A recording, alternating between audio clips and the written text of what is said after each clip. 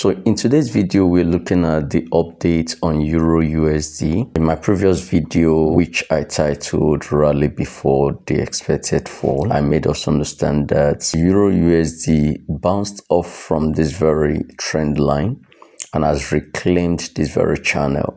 And as a result, this has become a fake out, that is a downside fake out. When you get a downside fake out, expect an extended move to the other part of the channel. I was telling us then that with this fake out here, we will be seeing price move back to the top of this channel. And we are getting exactly that. So the price is gradually moving up. And I also reminded us that since this trend line was broken, look at where it was broken.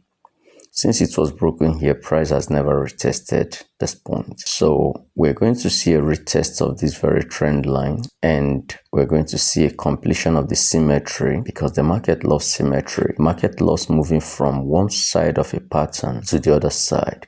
Like from here, the market started at this point, up to the top of the channel, down to the bottom of the channel, back to the top of the channel, then here to the bottom of the channel, and we got a break that resulted to this fake out. And now we are seeing the market move back towards the top of this channel. I also remember that we're having a double top or an M pattern here, which is a bearish reversal pattern. All things being equal, when we get price back to this top, we should be expecting price to move down to the south. Look at this whole place, this very huge candlestick here. There is an imbalance at this point. The market did not come back here to refill it after we got that move. So there is imbalance right here, which is also signaling that price will be returning back to this point. So we're expecting price to get back to this area, and from this very